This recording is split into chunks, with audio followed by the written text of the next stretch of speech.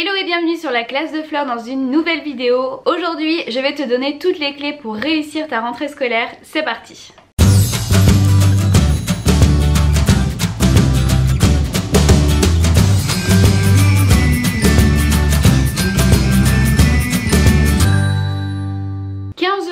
Avant la rentrée scolaire, je te conseille de faire le tri dans tes affaires si ça n'est pas encore fait. C'est-à-dire prendre tout ce que tu as utilisé l'année précédente, regarder ce qui va à la poubelle, ce qui va être conservé, ce que tu vas donner et ce qu'il va falloir racheter. Si ça n'est pas fait, il est aussi temps d'acheter ton agenda scolaire et si tu le souhaites, de le customiser. Tu l'auras compris, il va s'agir maintenant de ranger toutes ces affaires et je te suggère vivement de dégager ton espace de travail de façon à ne pas commencer l'année avec un bureau complètement en bazar qui ne va pas du tout te donner envie de travailler.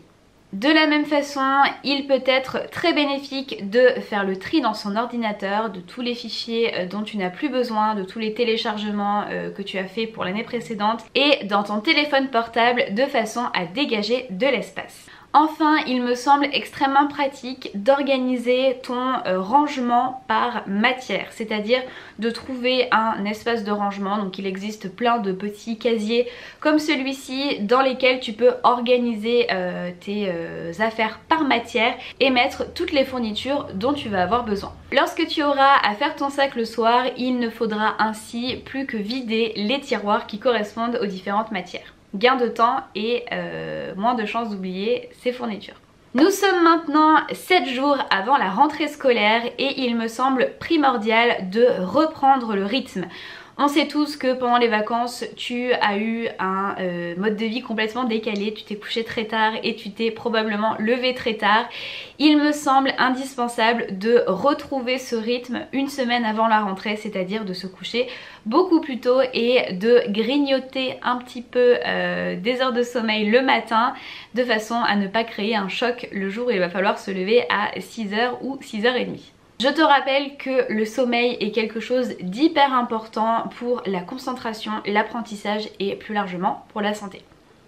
Il est également temps de retrouver une certaine routine, donc si comme moi tu aimes lire le soir, et bien reprendre peut-être cette habitude si tu l'as perdue pendant les vacances, puisqu'encore une fois on voit les copains, on reste plus tard au bord de la piscine, que sais-je. Donc on essaye de retrouver sa routine, à savoir se doucher, prendre le dîner en famille peut-être, et puis aller au lit plus tôt de façon à avoir une petite demi-heure ou une heure de lecture.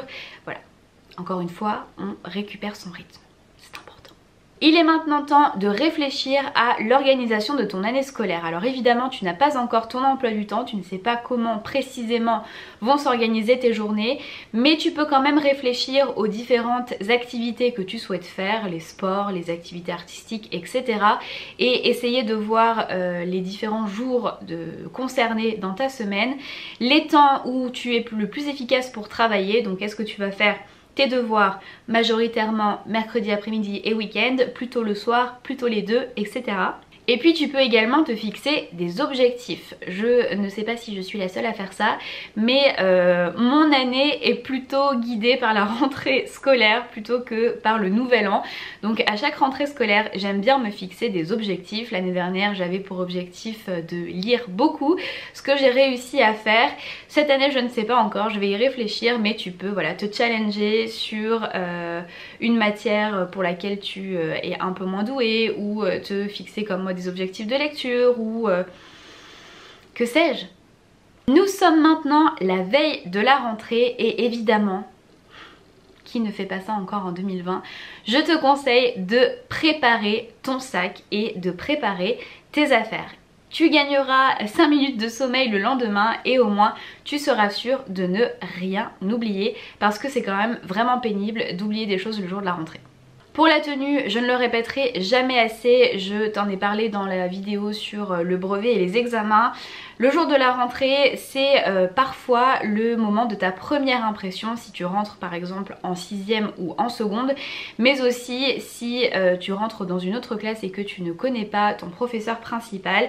Je te suggère donc d'opter pour des vêtements que tu aimes, qui sont confortables, qui représentent ta personnalité, mais qui ne sont pas non plus hyper extravagants, donc ni dans le vulgaire, ni dans le too much du point de vue du style, enfin tu vois ce que je veux dire. On essaye de prendre un peu sur soi quand même. Il est inutile de se charger comme un bourriquet, on ne prend pas toutes ses affaires le jour de la rentrée, on ne prend pas tous ces cahiers, ça ne sert à rien. Ça c'est surtout pour les élèves qui vont rentrer en 6e et qui souvent arrivent le matin avec toute leur fourniture. Non, on prend ce dont on va avoir besoin, donc à savoir son agenda. Je te conseille vivement de prendre une pochette, non seulement pour y glisser des feuilles simples et éventuellement des feuilles doubles pour le reste de l'année, mais surtout pour écrire les informations qui te seront utiles ce jour-là, mais aussi et surtout pour ranger les documents qui te seront distribués le jour de la rentrée, puisqu'on vous donne un tas de paperasse incroyable et ça serait quand même dommage d'arriver le soir avec tout en accordéon au fond du sac. N'oublie pas ta trousse avec quelques stylos, ça peut être aussi utile. Et puis la veille, il n'y a pas grand chose à faire à part se relaxer. Une fois que les affaires sont prêtes, ça ne sert à rien de stresser. De toute façon, les classes sont déjà faites, les profs que tu vas avoir sont déjà attribués.